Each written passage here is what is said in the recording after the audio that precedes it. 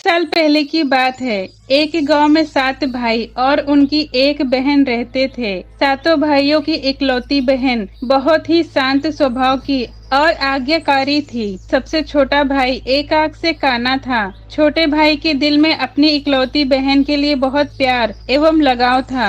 दिन भर सातों भाई खेतों में काम करते और उनकी बहन घर पर उनके लिए खाना बनाती। एक दिन सातों भाई खेत में काम करने जाने लगे तो उन्होंने अपनी बहन से कहा, आज सरौटी का साग खाने का मन है तो आज रात खाने के लिए तुम सरौटी का साग बना देना। भाइयों के जाने के बाद बहन ने अकेले जंगल में जाकर सरौटी का साग तोड़कर लेकर आई और बड़े प्यार से सरौटी का साग बनाने से पहले उसे काटने लगी। इसी दौरान उसकी उंगली कट गई और खून की तेज धार निकलने लगी, जिससे उसका पूरा हाथ खून खून हो गया और थोड़ा खून साग पर भी गिर गया। बहन ने सोचा, भाइयों के आने का समय हो रहा है। उसके पास अब इतना समय नहीं है कि वह दोबारा जंगल में जाकर साग तोड़कर लेकर आए, इसलिए उसने वही साग की सब्जी बना दी। जब उसके भाई खेत से लौटकर आए तो छोटी बहन ने हमेशा की तरह सबके लिए खाना परोसा और सभी एक साथ बैठकर खाना खाने लगे।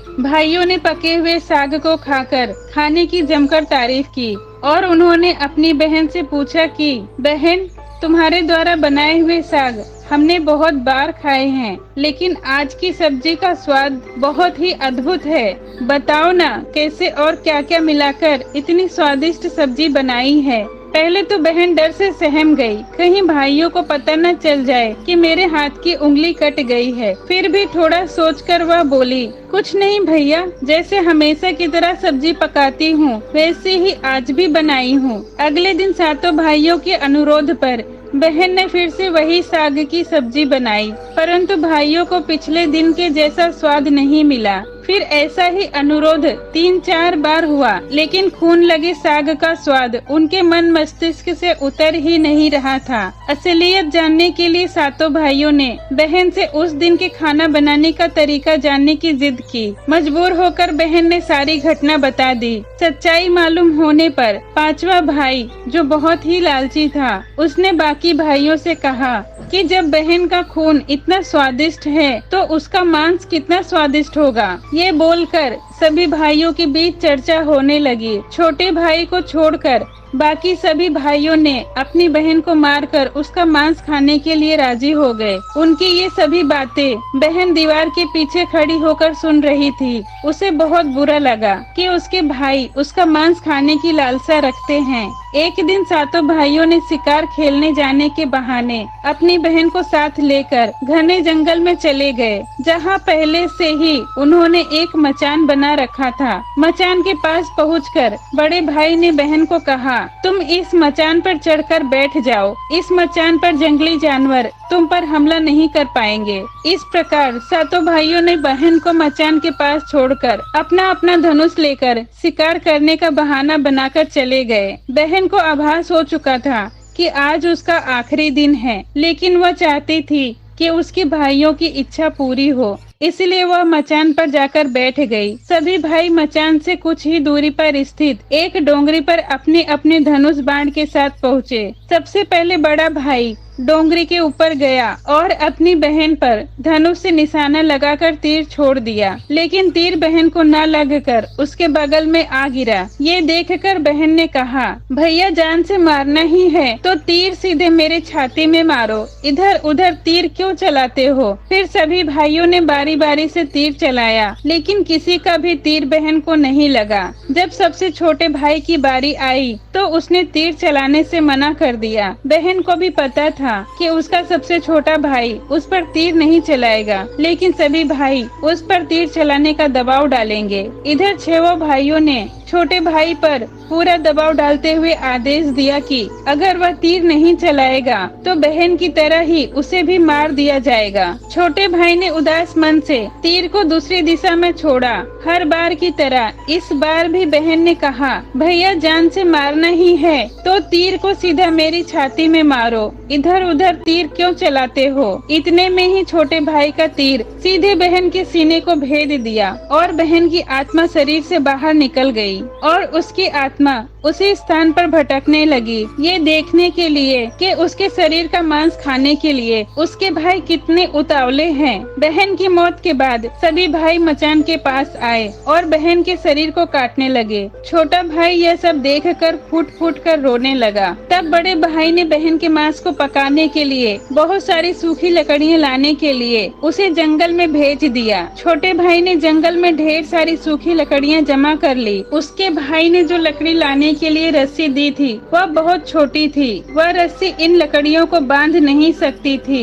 देर होने के डर से छोटा भाई उदास होकर रोने लगा। तभी वहाँ से एक नाग गुजर रहा था। उसने छोटे भाई को रोते हुए देखा तो पूछा, तुम क्यों रो रहे हो? तब छोटे भाई ने कहा, मेरे बड़े भाइयों ने मेरी बहन को मारकर उसका मांस पकाने के लिए मुझे लकड़ियाँ लाने के लिए भेजा है। मेरी रस्सी छोटी है, इनसे मैं लकड़ियाँ नहीं ले जा सकता। अगर मैं समय पर नहीं पहुँचा तो मेरे भाई मुझसे नाराज हो जाएंगे और बहन की तरह मुझे भी मार देंगे। उसकी बात सुनकर नाग ने कहा, मैं इन लकड़ियों में रस्सी की तरह चिपक जाता हूँ और तुम जैसे ही वहाँ लकड़ियाँ रखोगे तो मैं धीरे से निकल जाऊंगा। और छोटे भाई ने ऐसा ही किया। सभी बड़े भाई यह देखकर चकित थे कि कैसे उनका छोटा भाई एक छोटी रस्सी होने के बावजूद भी जंगल से इतनी सारी लकड़ियाँ लेकर आ गया। इसके बाद वे लोग अपने छोटे भाई को पानी लाने के लिए एक घड़े में 7 छेद करके भेजा।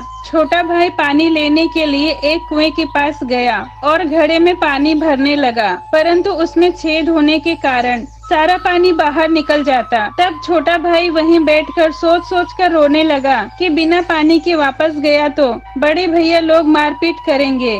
ये सारी घटना कुएं के मेंढक, केकड़े और मछलियां सुन व देख रहे थे और वह तीनों ने छोटे भाई से पूछा कि तुम क्यों रो रहे हो? तब छोटे भाई ने उन्हें अपनी आप बीती को विस्तार से बताया और कहा कि मैं अपनी प्यारी बहन के शरीर के मांस को कैसे खा सकता हूँ और नहीं खाया तो बड़े भैया लोग मुझे भी मार देंगे। तब मेंढक ने कहा, तुम परेशान मत हो, हम सब मेंढक घड़े के छेद में चिपक जाते हैं। फिर मछली और केकड़े ने कहा कि तुम हमें भी साथ लेकर चलो। जब तुम्हारे भाई तुम्हारी बहन के मांस को खाएंगे तब तुम मछली को खाना और जब वह हड्डियों को खाएंगे तब तुम केकड़े को खाना। इससे बड़े भाइयों को शक नहीं होगा। फिर छोटे भाई ने बिल्कुल वैसा ही किया जैसा केकड़े और मछली ने कहा था। रात को जब बहन का पका हुआ मांस खाने के लिए परोसा गया तब बड़े भाइयों से छुपकर छोटे भाई ने बहन की मांस को एक गड्ढे में डाल दिया और उसे मिट्टी से ढक दिया।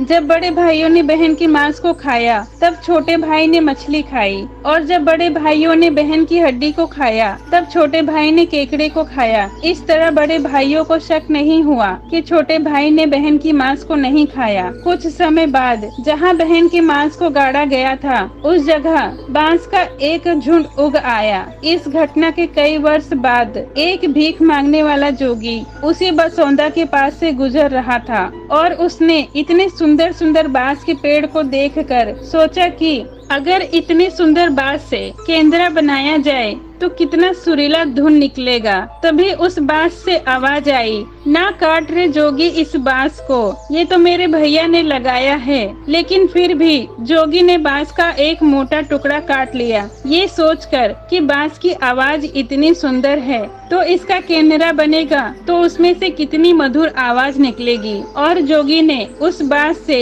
एक बहुत सुंदर केंद्रा बनाया। केंद्रा से इतनी मधुर ध्वनि निकलती है कि जोगी जहाँ जहाँ भी इसे बजाता है इसकी ध्वनि से लोग मंत्र मुग्ध हो जाते थे।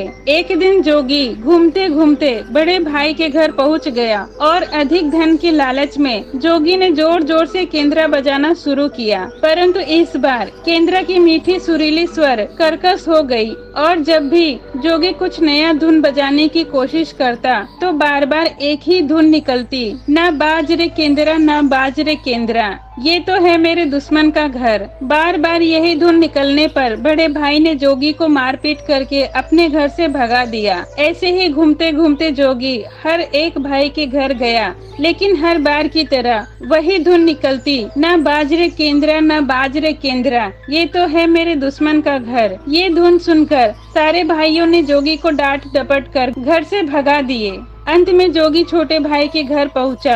छोटे भाई के द्वार पर पहुंचते ही केंद्रा खुद ही बजने लगा, जोर जोर से बाज रे केंद्रा, जोर जोर से बाज रे, ये तो है मेरे छोटे भाई का घर। इतना मधुर मीठा स्वर सुनकर छोटे भाई को अपनी बहन की याद आ गई और यह धुन सुनकर छोटे भाई से नहीं रहा गया, तो उसने जोगी से केंद्रा की मुंह मांगी सोने की मोहर देकर उसे खरीद लिया और जोगी की अच्छी खातिर बात करके उसे विदा किया। धीरे धीरे समय बीता। एक दिन छोटे भाई को अपने काम से कुछ दिनों के लिए बाहर जाना था। जब वह वापस आया तो उसने देखा कि उसका कमरा बहुत सुंदर ढंग से सजाया है और घर के सारे बर्तन अच्छे तरीके से रखे हुए हैं। यह देखकर उसे हैरानी तो हुई, लेकिन उसने ज्यादा ध्यान नहीं दिया। जब भी छोटा भाई काम से बाहर जाता, यही घटना हर बार देखने को मिलती। उसका कमरा सजा सजाया और साफ सुथरा रहता। छोटे भाई के मन में यह जानने की जिज्ञासा उमड़ी कि आखिर मेरे घर को इतनी सुंदर ढंग से कौन सजाता है। वह अपने भाइयों तथा भाभियों से भी पूछता है, लेकिन वो लोग